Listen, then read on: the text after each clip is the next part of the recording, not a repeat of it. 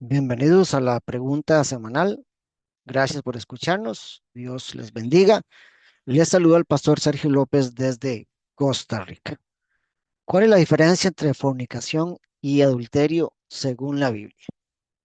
Esta pregunta es bastante frecuente entre círculos cristianos y es muy importante explicarle el significado de acuerdo con las enseñanzas de la palabra de Dios. Por sentido común, se ha explicado en la sociedad que la fornicación es la relación sexual entre dos personas que no están casadas, de la misma manera que se cree que el adulterio ocurre cuando una persona casada tiene relaciones sexuales con otra persona que no es su cónyuge. De manera que, según esta manera de pensar, pueden cometerse fornicación y adulterio al mismo tiempo por una persona soltera y otra casada. Sin embargo, en términos prácticos, la fidelidad en la pareja debe mostrarse no solo a nivel físico, sino también a nivel mental y emocional. Entonces, en una pareja de noviazgo, si una de las dos partes tiene una cita con otra persona, ya cometió infidelidad aunque no haya tenido relaciones sexuales. No así en el matrimonio en el que se considera que si uno de los dos cónyuges sale con otra persona, aunque no haya tenido relaciones sexuales, sí se considera que cometió adulterio. Y según lo explicó Jesús, si alguien casado mira con codicia a otra persona que no es su cónyuge, ya adulteró en su corazón, que es donde se origina el mal y el pecado antes de ser consumado. Debemos aclarar, mis amados hermanos, que según la Biblia, ambas conductas son pecaminosas. En segundo lugar, la palabra de Dios en términos teológicos no hace diferencia entre ambas palabras, fornicación y adulterio. En realidad, se usan varios términos para referirse a la misma inmoralidad sexual en general. Y este es un dato muy importante porque muchas personas desconocen detalles como estos. Este tema siempre causa incomodidad y a veces indiferencia entre cristianos porque no se espera que un creyente desconozca que vivir en unión libre, es decir, convivir en pareja sin estar casados, o por otro lado, cometer adulterio en el matrimonio, eh, son pecados bien específicos en la Biblia. Y no pretendemos de ninguna manera atacar, señalar o condenar a esas personas. Sabemos que Dios es el juez de todos, pero sí es importante enseñar los mandamientos de Dios para que sean obedecidos. De lo contrario, pues las consecuencias son inevitables.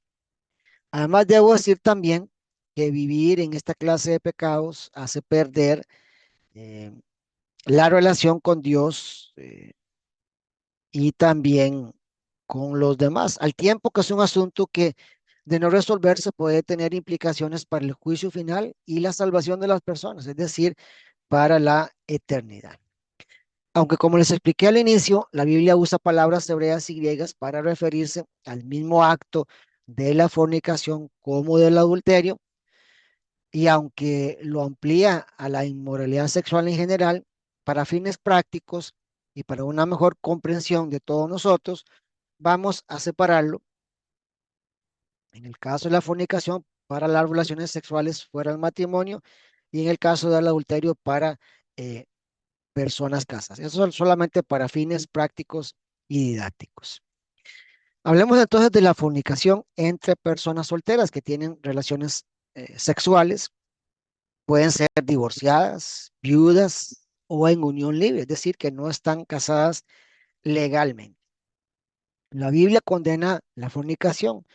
Por ejemplo, Pablo habla sobre el tema en la primera carta de Corintios 6:18, que nos dice así, vamos a leer siempre con todo respeto, honrando al Padre, al Hijo y al Espíritu Santo de Dios.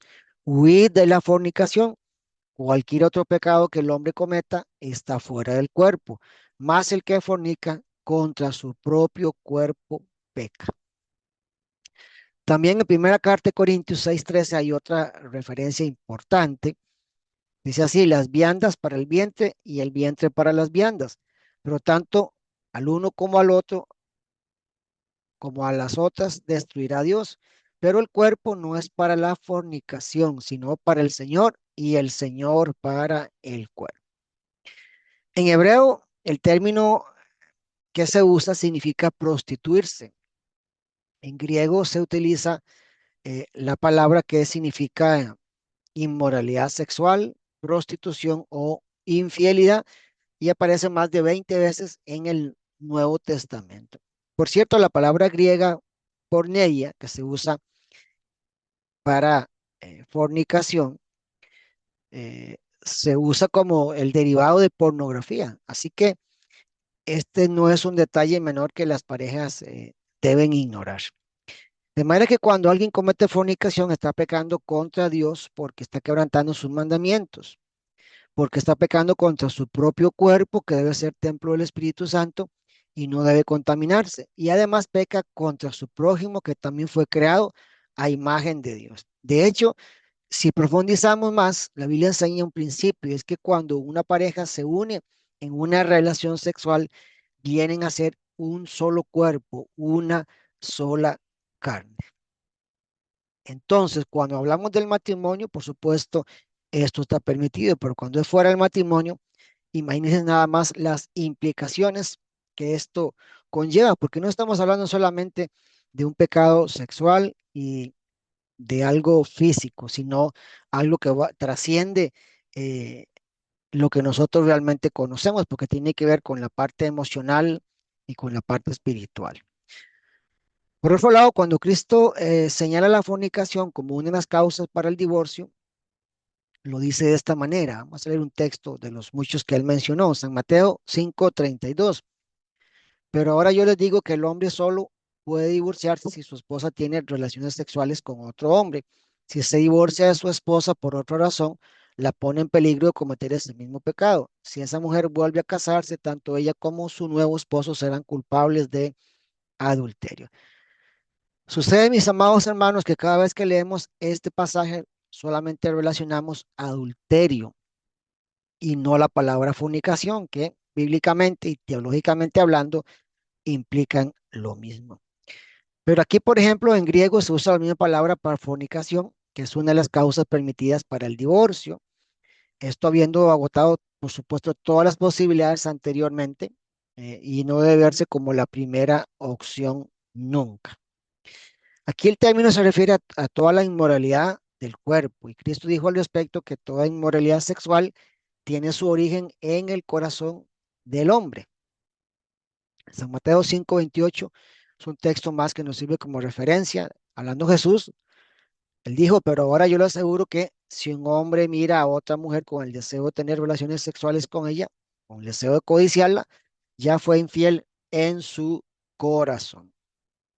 En resumen, la fornicación tiene relación directa con las relaciones sexuales fuera del matrimonio y su significado va más allá de lo que conocemos porque abarca la pornografía, la prostitución, el adulterio y cualquier inmoralidad sexual. Por otro lado, cuando hablamos del adulterio, en términos generales se usan las mismas palabras hebreas y griegas, solo que en contextos diferentes.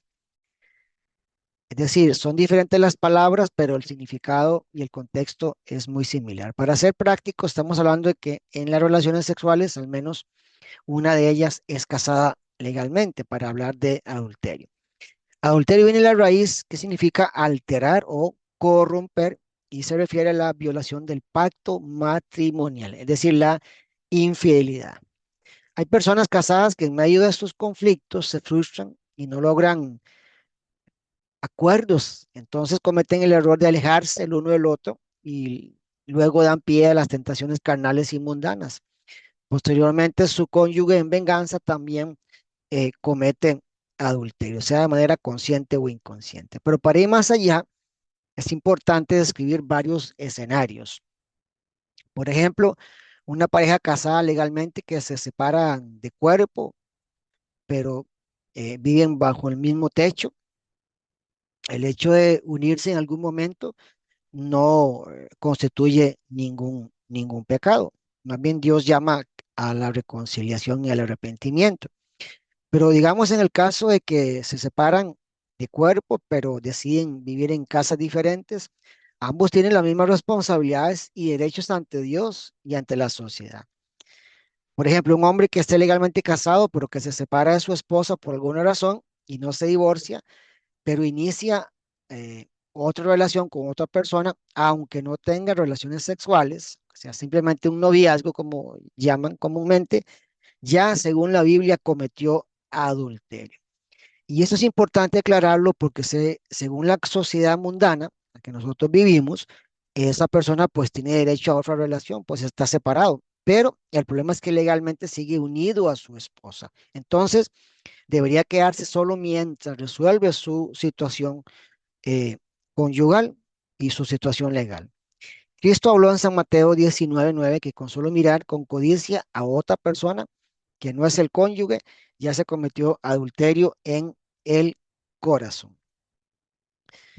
Yo les digo que si su esposa no ha cometido ningún pecado sexual, ustedes no deben divorciarse de ella ni casarse con otra mujer, porque si lo hacen serán castigados por ser infieles en el matrimonio. Este texto es similar a San Mateo 5 que leímos anteriormente. Aquí la palabra adulterio se refiere también a la inmoralidad sexual, lo cual abarca muchos más aspectos de lo que nosotros realmente conocemos y entendemos.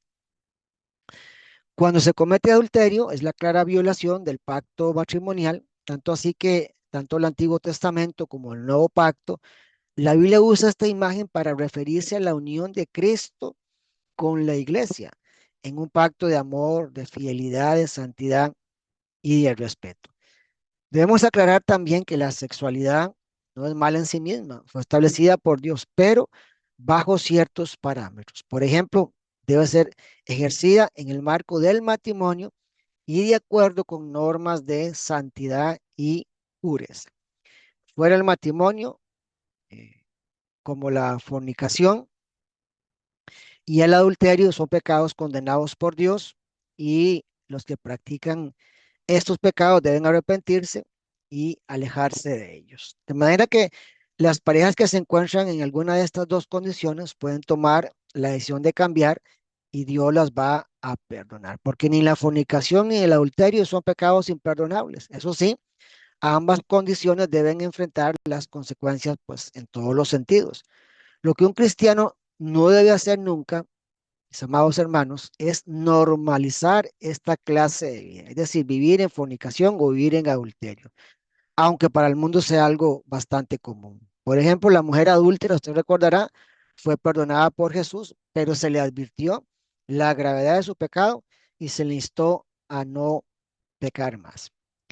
Pero aún estando casados, esto también es importante decirlo, la Biblia rechaza toda imposición, todo maltrato, degradación de la dignidad y hasta la esclavitud sexual. De hecho, la misma sociedad prohíbe ciertas relaciones, por ejemplo, como un adulto con una menor de edad.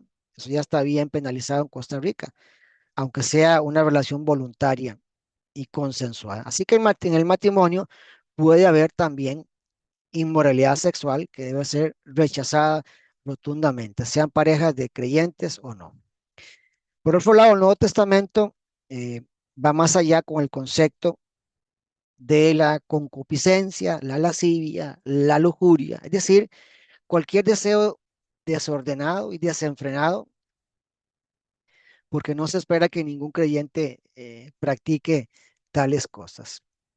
Y para finalizar, mis amados hermanos, esta breve respuesta, porque sé que el tema es extenso y en un solo espacio pues no se puede abarcar mucho, déjenme leerles un texto clave que nos puede ayudar a nivel de consejo y a nivel de mandamiento para los solteros que no cometan fornicación y para los casados que no cometan adulterio. Si ustedes requieren oración o consejería matrimonial, con gusto puede contactarnos de forma presencial o virtual para poderles ayudar, porque consideramos importante, mi esposa y yo, en el ministerio pastoral, que cada caso debe analizarse por separado y escuchando ambas versiones.